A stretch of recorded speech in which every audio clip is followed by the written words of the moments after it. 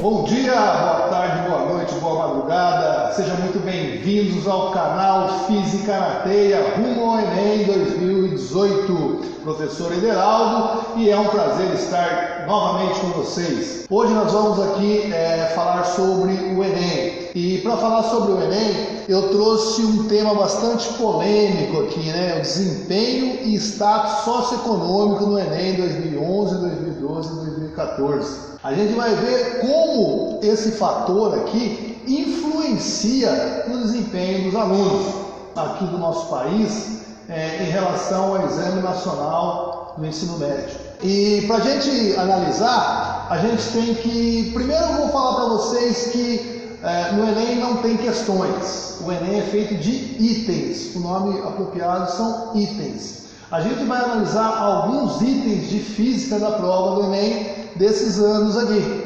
E aí a gente vai perceber que ocorre uma certa defasagem. E para a gente perceber isso, a gente vai dividir como o Enem faz. Ele divide os itens de física em 4. E para isso pegamos o Enem de 2011, 2012 e 2014.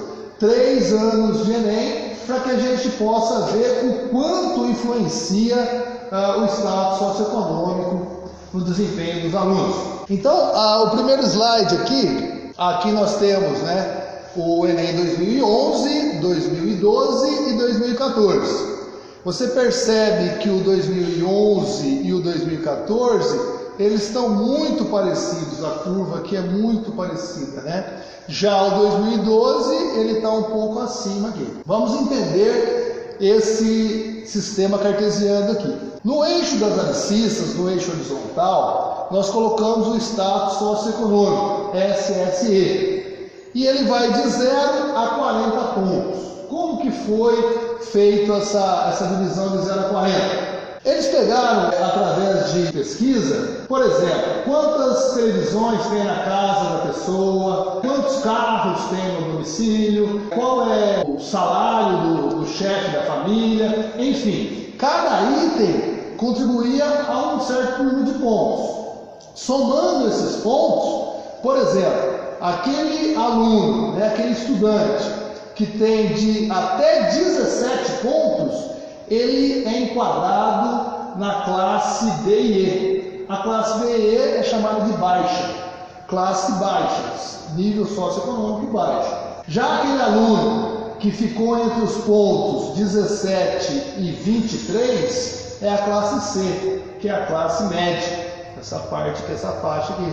E o aluno que tem o ponto dele deu maior que 17 e menor que 40 é da classe AB, que é a chamada classe alta. Então você percebe, nitidamente que a classe alta ela tem um índice bem melhor no Enem, em relação à classe baixa.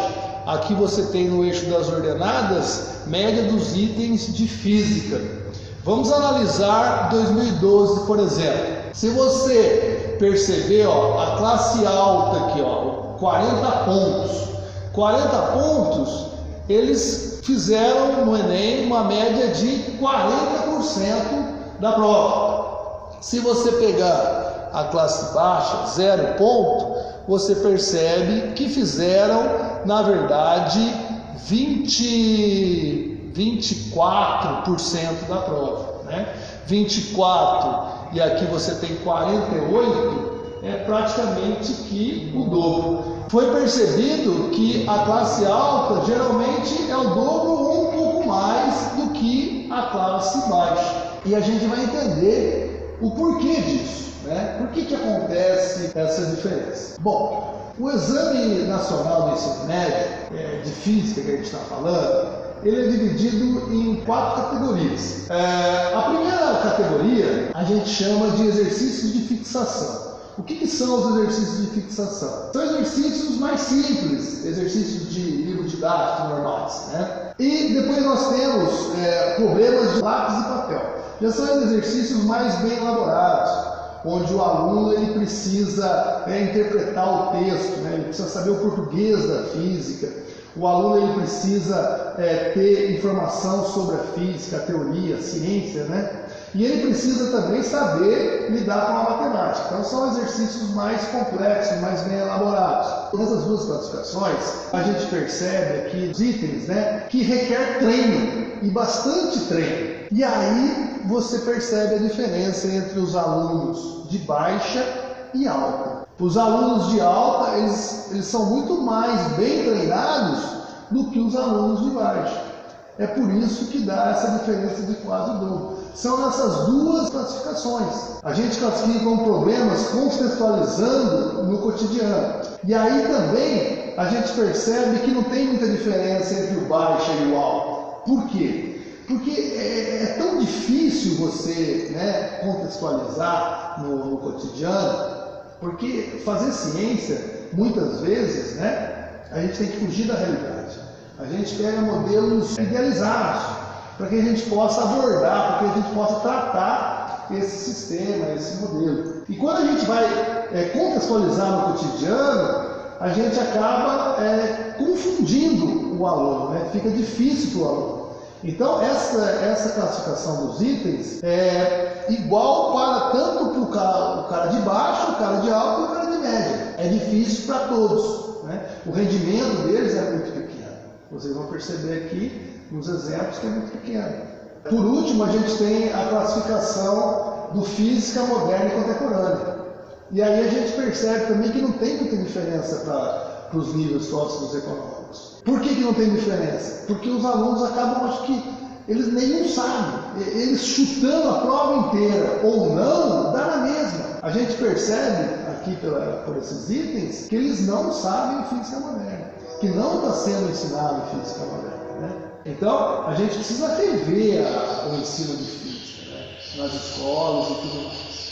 O Enem vem aí, né, para classificar, e muitas vezes a gente percebe, né, que está sendo muito deficiente o ensino de física aqui no nosso país. Então, o que diferencia o desempenho dos alunos em relação ao status socioeconômico tem muito a ver com as duas primeiras classes, né? Que são exercícios de fixação e são problemas de lápis e papel.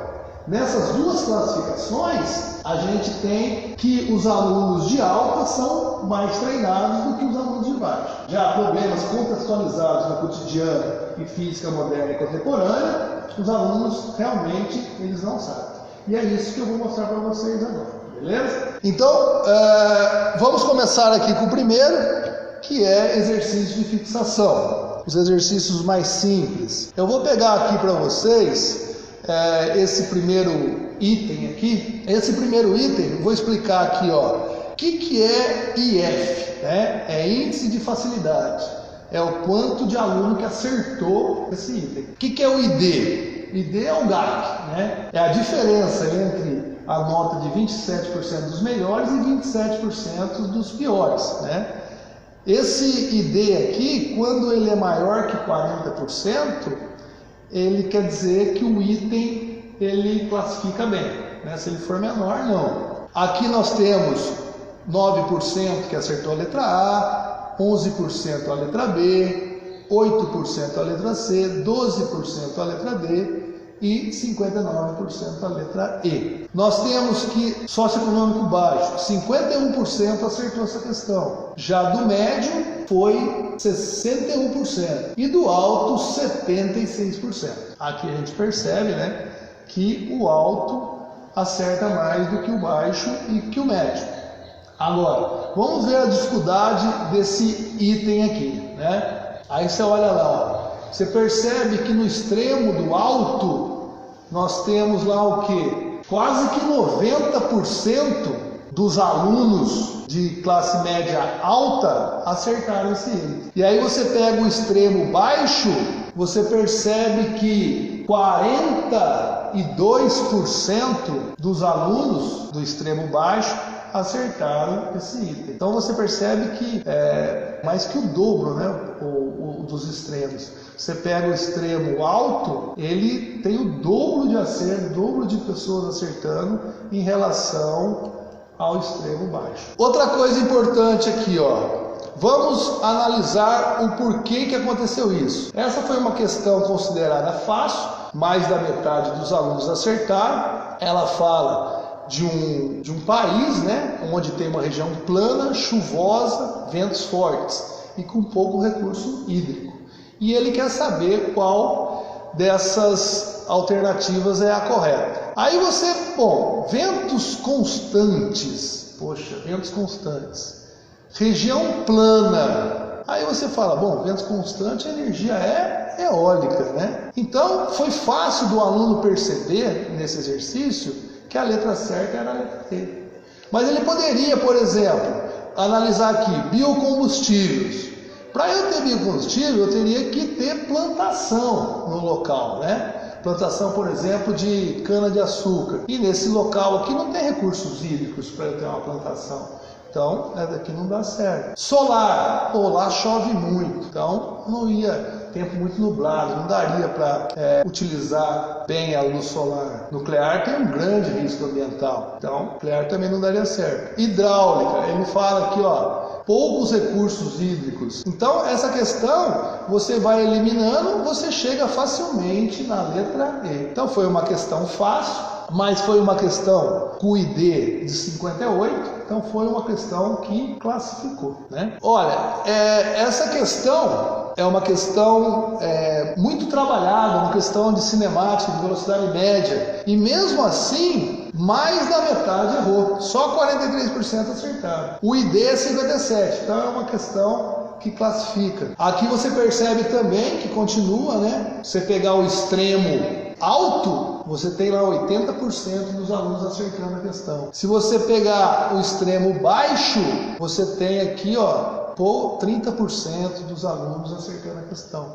Então o gap, né, a discrepância entre o extremo alto e o extremo baixo é visível aqui nessa questão. Essa questão é uma questão tranquila, né, e que deu bastante dúvida neles entre a letra C e a D. Por que entre a letra C e a D? Bom, se ele percorre 80 km com uma velocidade de 80 km por hora, ele demora 1 hora. Se ele percorre 60 km com uma velocidade média de 120, então 120 km em 1 hora. Em meia hora ele anda 60 km. Então, só de você ler aqui e analisar, não precisa nem fazer conta, dá para fazer de cabeça. Você chega no 1 hora e meia, que é a letra C. Mas os alunos, acabaram se perdendo.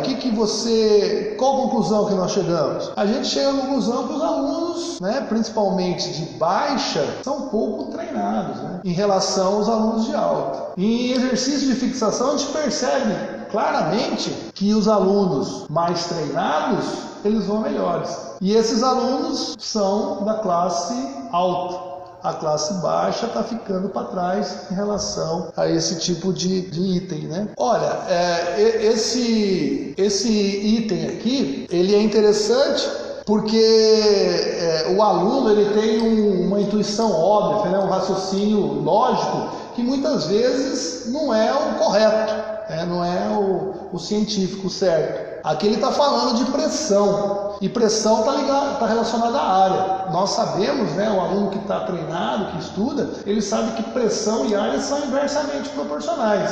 Então ele ia olhar aqui, ó, pneus largos, área grande, reduz a pressão sobre o solo. Se a área lá é grande, a pressão é baixa. Então ele já acerta de cara. Mas o aluno pode ter pensado assim, pneus estreitos. Se o pneu é fininho, pequena pressão, reduzindo a pressão. Mas está errado, o raciocínio dele de uma pessoa que não tem muito treino. Aqui ele pode pensar também que se o pneu é largo, a pressão é maior. Então essas três aqui, eles ficaram bastante em dúvida, Se você pegar aqui, você tem 41%, 34%. A C nem tanto, A C só foi 4%. Aí você percebe que essa questão, embora não é tão difícil, 41% só acertaram. 56%, então, é uma questão que classifica. E aqui você percebe novamente que o alta é ainda bem maior do que o de baixo. Interessante também anotar que se você pegar o pessoal de baixo aqui com 16, pontuação 16, 15, eles, na verdade, um pouco mais de 30%, 35% mais ou menos, colocaram a letra B e 35% colocaram colocaram a letra correta, a letra A. Então, essas duas, A e B, foi a que surgiu dúvida no pessoal, principalmente o pessoal de baixa renda. Por quê? Porque eles são pouco treinados. O pessoal de alta está lá 80% acertando a questão. Agora a gente vai entrar em problemas de lápis e papel. Aqui eu já falei um pouquinho, né? Que são questões mais bem elaboradas. Exercício de fixação depende do treino. E problemas de lápis e papel também dependem do treino. Então, nessas duas classificações que a gente vê a diferença entre o pessoal de baixo e o pessoal de alta. Aqui nós vamos pegar o exercício. Esse exercício aqui é um exercício difícil, né? Olha lá. Pessoal, só 27% acertou. É um exercício classificatório, que o ID é maior que 40%. Você percebe aqui que o pessoal mediano, né, de classe média, você pega aqui na faixa de 22, por exemplo, 30% deles acertaram a questão e 30% deles erraram, falando que é a letra C, menor que 25 centímetros e menor que 1 metro por segundo. Por que eles falaram que é menor e menor? Bom, se as gotas estão caindo 2 por segundo e depois passa a cair 1 por segundo, a frequência diminuiu. Então ele pensou assim, se a frequência diminuiu a distância entre as cristas das ondas, ou seja, diminuiu o comprimento de onda. E a velocidade diminui também. Por quê? Porque se diminui a frequência, diminui a distância entre as cristas das ondas e diminui a velocidade. É um pensamento comum entre os alunos que não estão treinados. Porque o aluno que está treinado, primeira coisa, bom, se a velocidade é 1 metro por segundo, e a velocidade da onda é na água, a água é o meio. E se está no mesmo meio, tem a mesma velocidade. A velocidade não se altera. Então, ó, velocidade igual. Ele fica em dúvida, né? O aluno treinado ele já sabe que ou é AB ou é AD. Só que ele pensa o seguinte, velocidade é uma lambda na fofinha, não é? V igual a lambda F. Então, lambda e frequência, lambda e F são inversamente proporcionais. Diminui a frequência, aumenta o lambda, aumenta a distância. Então é uma razão, é uma questão de relação inversamente proporcional. Nós temos aqui, diminui a frequência, a velocidade é a mesma, só que o comprimento de onda diminui, né? A distância entre as cristas diminui. O pessoal aqui de classe média, eles um pouco mais treinados, né? Uns acertaram, 30% acertou, mas 30% foi no pensamento de uma pessoa que está pouco treinada. Aí você vê aqui que o extremo alto acertou 60% dessa questão, 60% do extremo alto acertou essa questão. E você percebe que 20% do extremo baixo aceitou essa questão. Então a diferença é gritante, né? É alta. Aqui é um exercício bem interessante também, né? Que fala a respeito de um índio que está com um arpão querendo pescar, né? Jogar um arpão no peixe. O que acontece? O aluno treinado, ele sabe que para o índio acertar o peixe, ele tem que jogar um pouquinho mais para baixo do que ele está vendo, porque a luz, o peixe ele difunde a luz, né? Ele reflete a luz, essa luz ao passar para o ar sofre refração, né? Sofre um desvio, e a gente enxerga porque a luz chega sempre no prolongamento, então ele sabe que o que ele está vendo é a imagem do peixe. Agora, o aluno que não está treinado, e um raciocínio não científico, é de achar que para enxergar tem que sair luz da nossa visão. Isso é um absurdo, e tem esse absurdo aqui, ó. Tem absurdo, emitido pelos olhos do índio. A letra D, emitidos pelos olhos do índio. Então o B e o D são alternativas não científicas, que é usada para confundir o aluno mesmo que não tem conhecimento. Isso aqui a gente chama de distratores, né? A gente sabe que o aluno vai pensar que vai assinalar, por isso que a gente coloca. Ela é errada, é um distrator. Aí nós sabemos o que, ó, refletido pelo peixe, não descreve trajetória retilínea no interior da água. Toda a luz, quando se propaga em meio homogêneo retilíneo, no caso aqui a água, se propaga em linha reta. Então ela aqui está furada também. Então, ó, A não é, B não é, D não é. Ficou C e E. Refletido pelo peixe, desviando sua trajetória quando passa da água para o ar? Sim, quando passa da água para o ar, sofre desvio, refração. Espalhados pelo peixe, são refletidos pela superfície da água? Não. ela passa, né? Senão ele não conseguiria enxergar o peixe. Aqui é uma questão que o galera foi mal pra caramba, 27% errou. Aqui nós temos um ID maior que 40, então ela classifica, né? E aqui também a gente vê a diferença entre os níveis do status socioeconômico. Problemas contextualizados no cotidiano. Bom, novamente eu vou dizer, eu acredito muito que a gente precise mesmo estar contextualizando a física no cotidiano, porque é isso que atrai os estudantes, os alunos.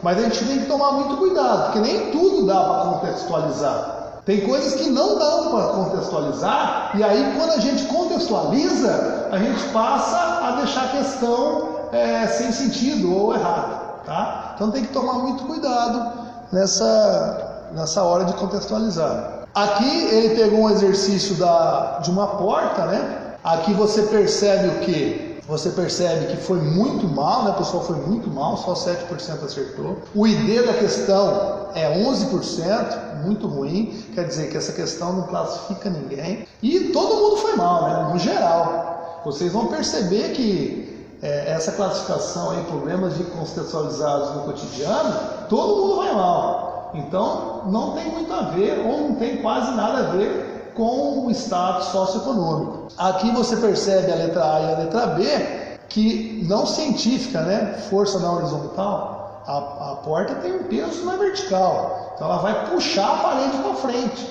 a parede puxa ela para trás. Na vertical, bom, o aluno pode pensar, né? Se o peso está na vertical, as forças são na verticais.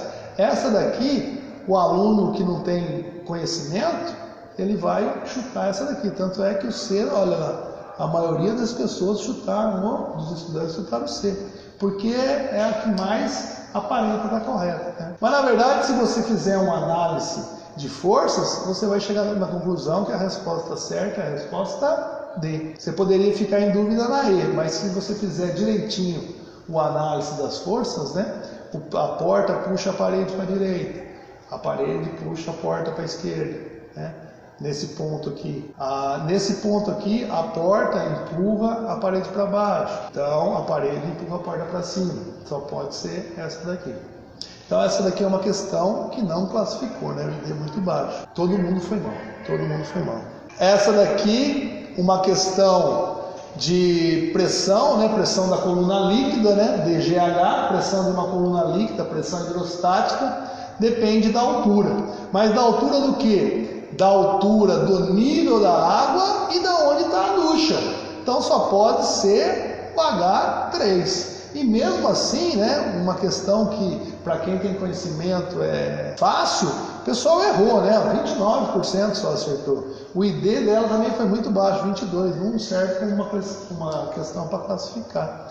Então, vocês estão percebendo, né, pessoal, que aqui o nível o status socioeconômico não interfere muito, ou quase nada, né? Você poderia traçar uma reta paralela ao eixo da horizontal aqui. Então aqui você percebe que o status socioeconômico não interfere quase nada. E agora, por último, física moderna e contemporânea. Aqui é uma física que é muito pouco trabalhada no ensino médio, por enquanto, né? A gente tem que repensar isso, né? Porque os alunos não estão preparados para isso aqui. E a gente vai perceber agora. Aqui, ó, se pegar uma questão, você percebe que as retas, ó, são quase paralelas ao eixo horizontal. Então quer dizer que o status socioeconômico interfere pouco. Você percebe, ó, que todo mundo vai mal, seja de classe baixa, média ou alta. A diferença ela é muito pequena. Aqui fala de uma companhia, né, que ela esterilizou por irradiação,